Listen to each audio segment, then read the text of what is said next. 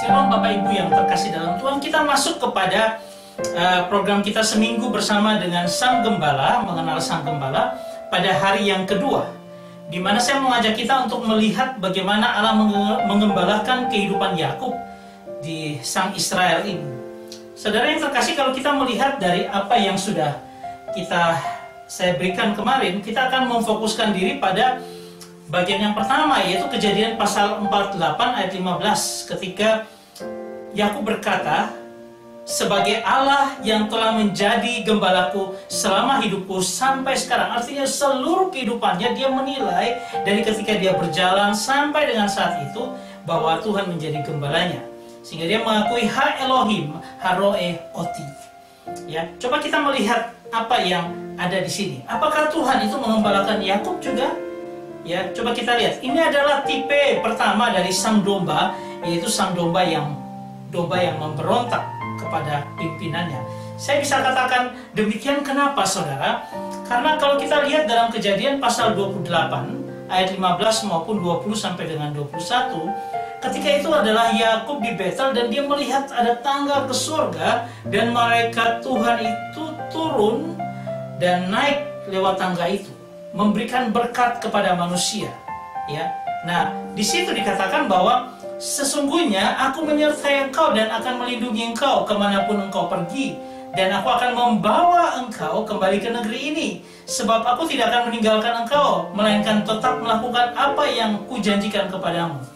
Tuhan berjanji untuk memelihara akan seluruh kehidupan Yakub. Tapi apakah Yakub mengakui itu? Tidak. Dia tidak mengakui itu karena ada batas yang jelas, dan dia katakan dalam nasarnya dulu, yaitu pada ayat 20 dan 21. Lalu bernasarlah Yakub, jika Allah akan menyertai dan akan melindungi aku di jalan yang kutempuh ini, memberikan kepadaku roti untuk dimakan dan pakaian untuk dipakai, sehingga aku selamat kembali ke rumah ayahku, maka Tuhan akan menjadi Allahku. Karena apa? Sebelumnya dia tidak mau menyatakan itu adalah Allah Yakub. Dia hanya menyatakan bahwa itu adalah Allah Abraham yang disegani Ishak ayahnya, itu aja, tanpa menyebut Allah itu adalah Allah Yakub. Dia tidak mau mengakuinya, tapi dia bilang, kalau memang benar Tuhan menjanjikan seperti itu, maka aku akan menyembah dia suatu waktu ketika semua sudah kembali. Nah, ini kan sebenarnya Tuhan sudah menjanjikan, tapi dia tidak percaya jadi Tuhan, dia ingin membuktikan. Nah, karena sifat seperti inilah, dia juga babak belur dididik Tuhan untuk lebih mengenal Tuhan. Saudara, ini adalah ketika dia mengambil hak kesulungan dari kakaknya. Ya, saudara, ada hal-hal Tuhan membimbing itu adalah apa? Ada berkat-berkat yang Tuhan sediakan. Mungkin untuk orang lain, tapi orang lain itu dialihkan untuk menjadi hak daripada anak-anak Tuhan atau domba-domba Tuhan, karena Tuhan sedang mengembalakan dia. Ya. Kemudian dengan trik demikian, kemudian Yakub mendapat berkat blessing dari bapaknya. Ya, Ishak memberkati Yakub dengan hak kesulungan. Ya, dimana kita juga akan diberkati kalau kita menjadi anak-anak daripada Tuhan atau domba gembalaannya Tuhan. Nah, setelah itu dia mulai berjalan, ya, dari Beersheba dia ke Betel, akhirnya dia sampai ke Haran, di mana di situ tinggal Laban, adik saudara daripada ibunya Ribka. Nah, ketika ini dia di Betel dalam perjalanannya, kemudian dia melewati dari padang gurun yang luar biasa, sampai pada suatu waktu dia sampai di Haran, dan dia bertemu dengan seorang gadis yang cantik namanya Rahel, anaknya Laban. Disitulah dia mulai jatuh cinta dengan Rahel. Ya, nah obsesinya karena cintanya itu, dia bekerja kepada Laban karena Laban melihat bahwa orang ini diberkati oleh Tuhannya, ya, sehingga apa yang diperbuat oleh Yakub ini berhasil, dia menjadi pengembala domba. Disitulah dia juga belajar bagaimana seorang gembala yang baik yang mengembalakan akan dombanya. Nah, ini akan merefleksikan dirinya kelak suatu waktu. Nah, ketika dia bergumul seperti itu, 7 tahun pertama dia bekerja untuk Rahel, tapi diberikan Lea. Kemudian dia juga bekerja keras lagi untuk dapat 7 tahun selanjutnya. Karena apa? Laban ini percaya bahwa dewa yang menyertai akan Yakub ini dewa yang luar biasa, yang memberikan berkat bagi mereka semua, kecipratan berkat daripada Yakub. Sehingga dia mau mempertahankan Yakub. Saudara, satu waktu dia tidak bisa bertahan lagi karena semua sudah dikerjakan Yakub kepada Laban, dan akhirnya dia mau membawa akan seluruh keluarganya. Dan kalau Tuhan tidak membela pada waktu itu Yakub, Tuhan yang memperingatkan kepada Laban untuk tidak berbuat jahat kepada Yakub, Yakub pasti akan tidak boleh pergi. Tapi karena gembala yang baik itu yang terus menjaga akan Yakub, dia yang memberkati Yakub, sehingga ketika Yakub harus pulang, ya, dia mendapatkan luar biasa berkat. Dia mendapatkan 2 pasukan, artinya 2 gerombolan yang dia bawa pulang dengan harta mereka yang cukup banyak.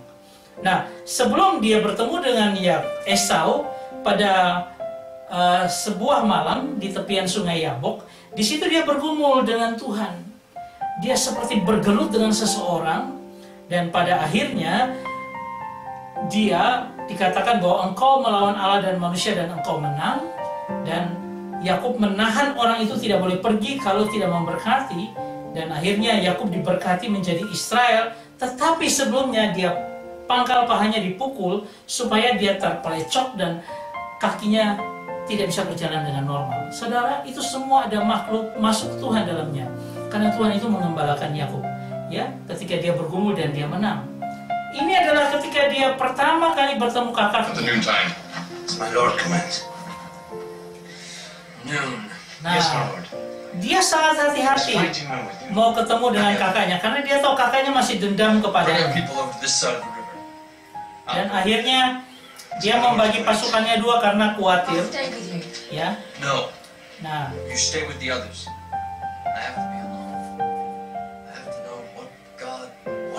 ini adalah waktu ketika dia sebelum bergumul dengan Tuhan.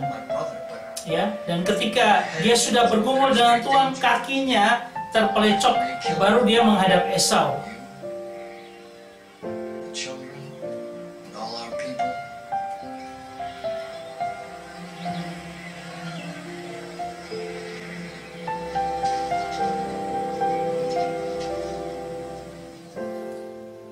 Pada waktu dia bertemu dengan Esau, Esau dan pasukannya juga sudah siap. Tetapi gembala yang baik itu akan menuntun dombanya dengan baik. Ketika Yakub jalan, dan karena dia baru bergumul dengan Tuhan dan kakinya terpelecok tumitnya, dan dia jalan dengan pincang seperti itu, Esau kakaknya dilembutkan hatinya untuk melihat adiknya bukan lagi datang dengan keperkasaan, tapi datang dengan kecacatannya.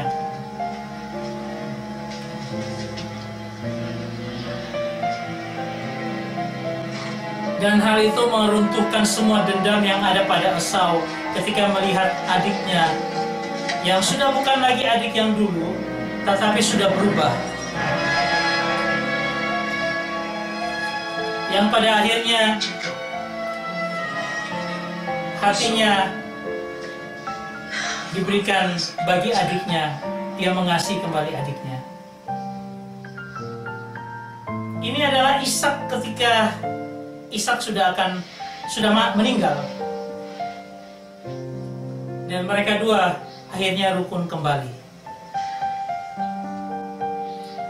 Dan akhirnya tongkat gembala daripada Ishak diberikan kepada Yakub. Itu adalah tanda bagaimana mereka mendapatkan akan hak kesulungan. Sehingga Esau ini sudah memberikan semuanya. Dia sudah tidak mengungkit lagi tentang apa yang terjadi pada mereka sebelumnya. Dan bagi Yakub, dia melihat itu sebagai tongkat gembala yang membimbingnya selama ini.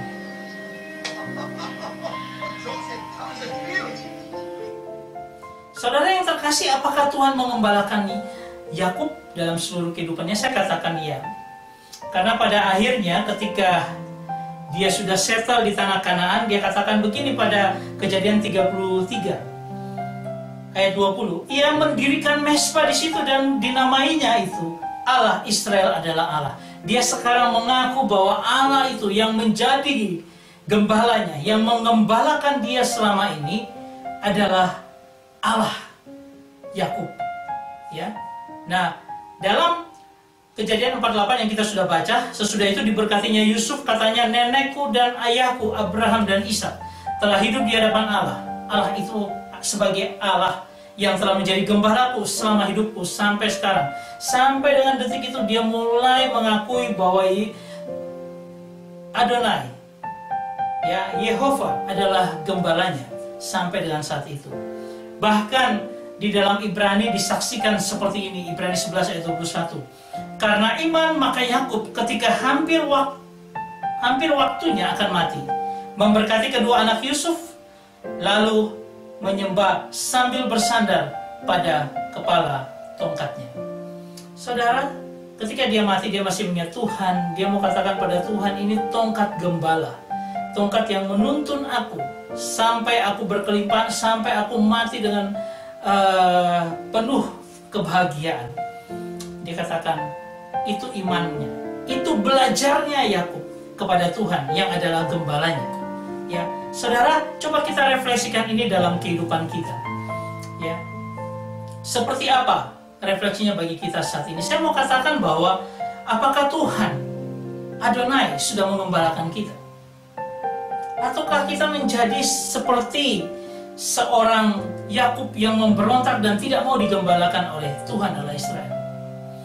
Tuhan kita, apakah kita sudah mempercayakan hidup kita digembalakan olehnya? Saudara, kalau tidak Tuhan yang mengembalakan akan hidup kita, kita tidak akan bisa menjadi apa-apa. Kita tidak akan bisa melewati akan setiap pergumulan yang ada, akan sangat berat. Tapi kalau kita mengagungkan Dia dan menjadikan Dia gembala akan hidup kita, kita akan melihat bagaimana proteksinya.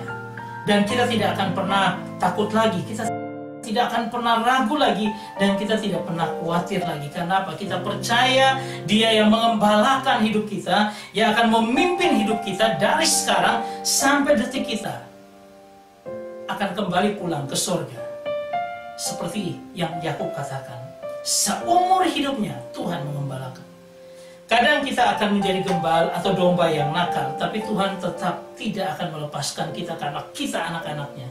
Dia akan mendidik kita dengan segala macam cara supaya apa? Membuat kita kembali lagi. Seperti anak yang hilang yang kembali kepada bapaknya.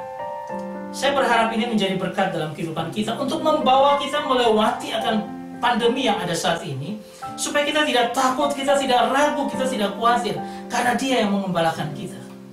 Jangan pernah meragukan Tuhan. Saya berharap refleksi kita pada hari ini memberkati kita semua. Tuhan memberkati kita. Amin.